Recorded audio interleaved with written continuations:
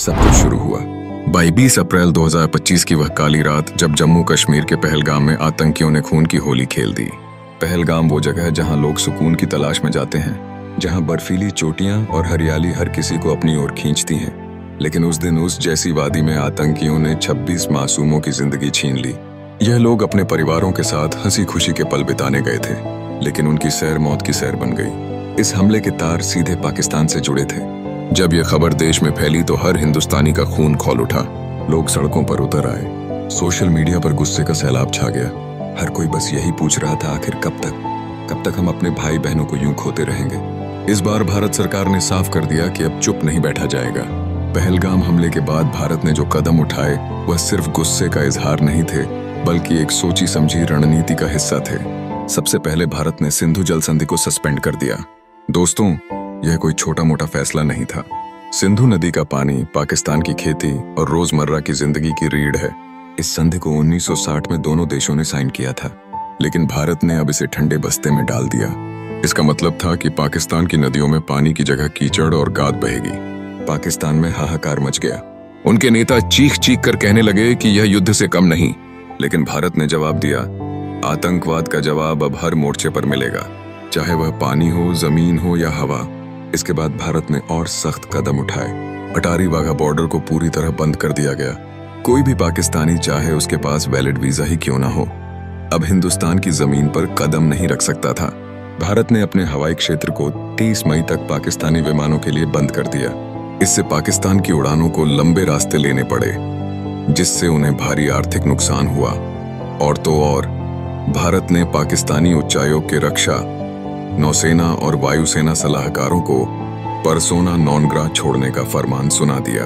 दोनों देशों के दूतावासों में कर्मचारियों की संख्या 55 से घटाकर 30 कर दी गई। ये सारे कदम इतने तगड़े थे कि पाकिस्तान की सांसें अटकने लगी। लेकिन दोस्तों, यह तो बस शुरुआत थी। 1 मई से 6 मई तक भारत ने अपनी सैन्य तैयारियों को और तेज कर दिया। भारतीय वायुसेना ने उत्तर प्रदेश के शाहजहांपुर में गंगा एक्सप्रेसवे पर लैंड एंड गो अभ्यास किया। यह अभ्यास दिखा रहा था कि हमारी सेना कितनी चौकस और तैयार है।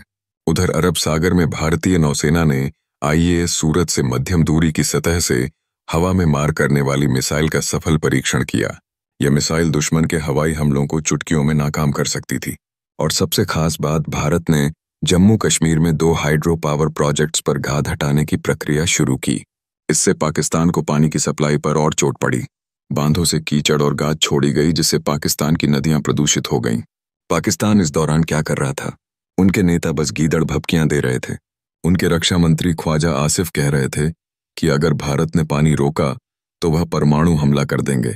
उनके राजनयिक रूस, अमेरिका और चीन के सामने रो रहे थे कि भारत उन्हें उकसा रहा है। लेकिन हकीकत यह थी कि पाकिस्तान की सेना इतनी कमजोर थी कि उनके पास 4 दिन की जंग लड़ने लायक गोला बारूद तक नहीं था। उनकी आवाम भूख और प्यास से तड़प रही थी और उनके नेता टीवी पर फर्जी प्रोपेगेंडा फैलाने में जुटे थे। और फिर आया वह पल जिसने इतिहास के पन्नों पर नई इबारत लिख दी। 6 मई 2025 की रात जब भारत ने ऑपरेशन सिंदूर लॉन्च किया। दोस्तों, इस नाम को सुनकर ही रोंगटे खड़े हो जाते हैं। ऑपरेशन सिंदूर यानी वह जवाब जो भारत ने पहलगाम के शहीदों के खून का बदला लेने के लिए दिया। भारतीय वायुसेना ने बिना पाकिस्तान की हवाई सीमा में घुसे पाकिस्तान और पोके में 9 आतंकी ठिकानों को तबाह कर दिया। राफेल लड़ाकू विमानों ने ऐसी सटीकता से हमला किया कि आतंकियों के होश उड़ गए। विंग कमांडर वे सिंह ने बताया कि इस ऑपरेशन में हर ठिकाने को पूरी तरह नेस्तनाबूद कर दिया गया। मुजफ्फराबाद के एक चश्मदीद ने कहा कि रात को अचानक धमाकों की आवाज से लोग नींद से जाग गए। लोग अपने बच्चों को लेकर सड़कों पर भाग रहे थे, लेकिन कोई नहीं जानता था कि सुरक्षित ठिकाना कहाँ है। इस ऑपरेशन की कामयाबी ने पूरे हिंदुस्तान में खुशी की लहर दौड़ा दी। लोग सड़कों पर उतर आए, भारतीय सेना को सलाम कर रहे थे। सोशल मीडिया पर #ऑपरेशन सिंदूर ट्रेंड करने लगा।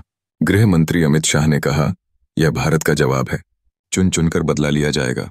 लेकिन इस खुशी के बीच एक दुखद खबर भी आई। 7 मई की सुबह जम्मू के पुंछ में पाकिस्तान की तरफ से हुई गोलीबारी में हमारे 3 मासूम नागरिक और एक जवान हरियाणा के पलवल के बेटे लेफ्टिनेंट विनय नरवाल शहीद हो गए। इस खबर ने हर हिंदुस्तानी का दिल तोड़ दिया। विनय के पिता ने कहा, मेरा बेटा देश के लिए शहीद हुआ।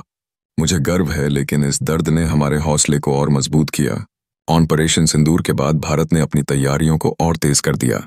7 मई को गृह मंत्रालय ने 12 राज्यों और 2 केंद्र शासित प्रदेशों के 244 शहरों में मॉक ड्रिल का आदेश दिया।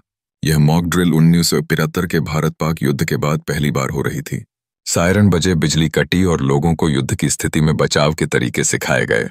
यह नज़ारा देखकर हर हिंदुस्तानी के सीने में गर्व की लहर दौड़ गई। हमारी सरकार, हमारी सेना और हमारा देश हर मोर्चे पर तैयार था। पाकिस्तान की हालत इस दौरान बद से बदतर हो रही थी। उनके पंजाब प्रांत में इमरजेंसी घोषित कर दी गई। अस्पतालों में डॉक्टरों और नर्सों की छुट्टियां रद्द कर दी गईं।